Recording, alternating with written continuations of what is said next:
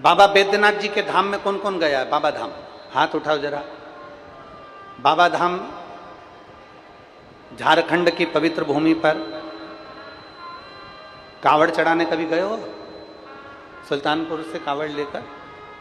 बहुत बहुत साधुवाद है आपको, प्रणाम करता हूँ जो आप इतना लंबा सुल्तानगंज से लेकर बाबा धाम तक कावड़ लेकर गए, उसके लिए साधुवाद, आपको प्रणाम, नमन।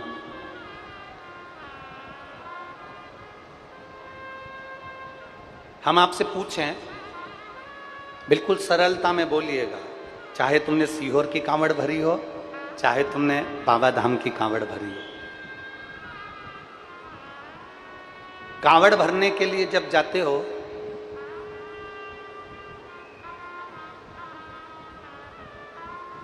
सोने के जेवर पहन कर जाते हो? जम के बोलो। नहीं नहीं।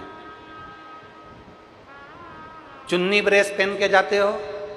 नहीं। खूब हीरे जवाहरात पहन कर जाते हो? नहीं। जब मेरे बाबा शंकर के पास जाते हो आकर्षण से मुक्त होकर, एक साधारण सी टी शर्ट पहन ली, कहीं उस पे लिखा हुआ था बोल बम का नारा है, बाबा है, साधारण सी टी शर्ट, साधारण सा तुमने कहीं नीचे धोती लपेट ली, साधारण सा, जिससे चलने में दिक्कत ना है। ऐसा कोई वस्त्र तुमने साधारण सा पहन लिया जिसमें ना हीरे लगे हैं, ना रतन लगे हैं, ना माणिक लगे हैं, ना मोती लगे हैं, ना उसमें अंबारियां लगी हैं, साधारण, एकदम साधारण।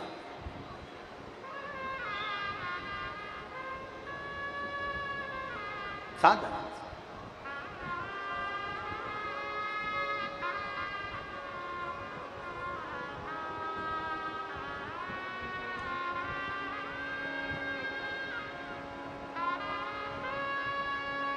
एकदम साधारण,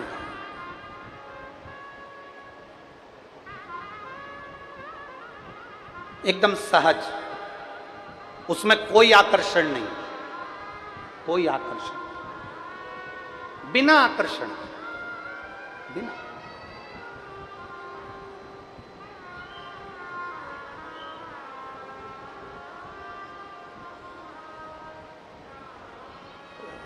यहाँ के विधायक आई हुई हैं क्या?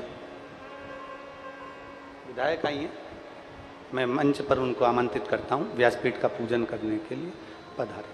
अगर यहाँ की विधायक महोदय आई हों,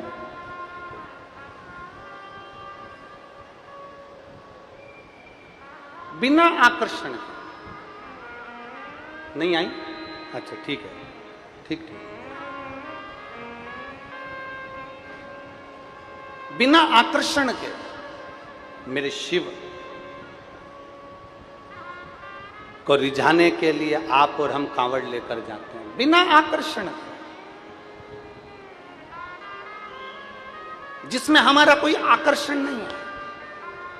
हम ना रतन, हम ना माणिक, ना हम मोती, ना हम जेवरात, कुछ नहीं। हम कैसे जा रहे हैं कांवड़ यात्रा में? कई माताएं कहती हैं गुरुजी कांवड़ में हम सीहोर आए तो हमको वहाँ पर क्या मिलेगा? तो हम कहते हैं तुम सीहोर आओ तो वहाँ पर तुम्हें केवल कुबेर भंडारी मिलेगा, लोटे तुम्हारे, डंडा तुम्हारा, तुम डंडा वहां से नहीं लेके आओ, सीहोर से खरीदो, पर डंडा तुम्हारा, लोटे तुम्हारे, जल सीवन मैया का, जल सीवन महारानी का, और अपने घर से भी थोड़ा थोड़ा जल लेकर आओ तो वो आपकी बहुत बड़ी, मेरे देवादिदेव महादेव की कृपा होगी, बहुत बड़ी कृपा कि कावड़ हम हमारे घर से लेकर जा रहे हैं, जल हम हमारे घर से लेकर जा रहे हैं।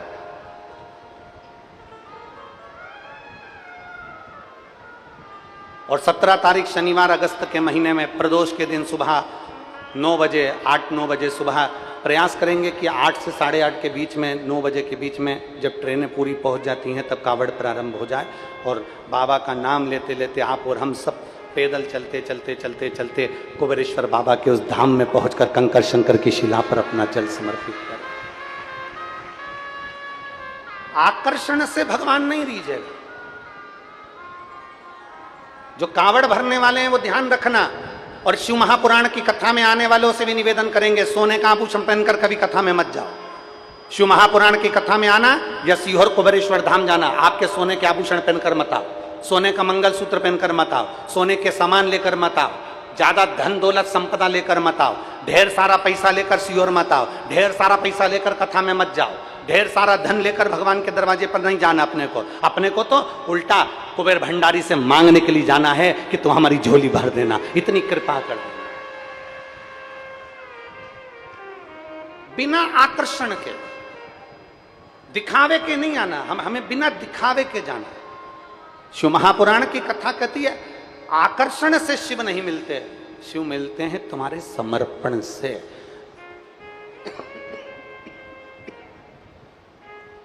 शिव मिलते हैं तुम्हारे समर्पण भाव से। रावण के पास में सोने की लंका है, रावण के पास में सोने का मुकुट है, रावण के पास में धन है, रावण के पास में संपदा है, रावण के पास में सत्ता है, रावण के पास में वैभव है। रावण ने सारे ग्रहों को अपने अनुकूल कर रखा था, रावण ने सारी सत्ता को अपने अनुकूल करके रखा था। पर जब रावण कैलाश पर भगवान शंकर का भजन करने के लिए जाता था, जब रावण, आप अपनी पूरी रामचरितमानस को उठाकर देखिए, रावण के पूरे चरित्र को उठाकर देखिए, रावण संहिता को उठाकर देखिए, आपको मिलेगा रावण जब शंकर भगवान की पूजन करने बैठता था तो मुकुट उतार देता था, जेवर उतार देता था, आभूषण उतार देता था, केवल कंधे पर यज्ञोपवीत जो एक ब्राह्मण की निशानी है, कंधे पर यज्ञोपवीत, मस्तक पर त्रिपुंड, द्वादश तिलक रावण, और गले में रुद्राक्ष की माला पहनकर भगवान शंकर के मंदिर में बैठकर शिव की आराधना करता था। रावण के पास में जब सोने का मुकुट था, रावण के पास में जब वैभव था, रावण के पास में जब सत्ता थी, रावण के पास में दुनिया भर की अंबारियां थी, तो रावण वो सब पहनकर क्यों नहीं बैठता था? क्योंकि रावण को मालूम है कि सारे दुनिया के देवताओं को रिझाने के लिए आकर्षण की जरूरत पड़ेगी, पर शंकर को रिझाने के लिए आकर्षण नहीं, शंकर को रिझाने के लिए समर्पण की जरूरत पड़ेगी।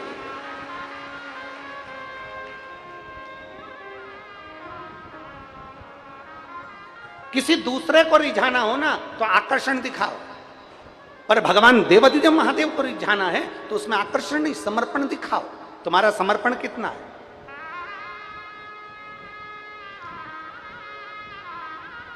तुम्हारा समर्पण कितना है? तुम कितने समर्पित हो, तुम कितने भगवान के प्रति जागरूक हो, ये तुम्हारे ऊपर निर्भर करता है। तुम्हारा समर्पण का भाव कितना है, ये तुम्हारे ऊपर निर्भर करता है। महाराज, तुम्हारा समर्पण श्रेष्ठ समर्पण। मेरे शिव आकर्षण के भूखे नहीं होते, मेरे शिव समर्पण के भूखे होते हैं। समर्पण